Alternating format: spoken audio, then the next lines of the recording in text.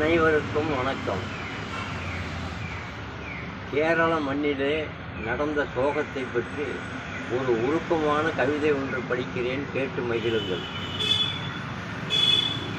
கேரள மண்ணிலே நிலச்சரிவு, மக்கள் மனதிலே சீர்குலைவு, இயற்கைக்கு ஏன் இந்த துணிவு, இயற்கைக்கு ஏன் இந்த துணிவு, இறைவனுக்கும் இல்லையே கனிவு.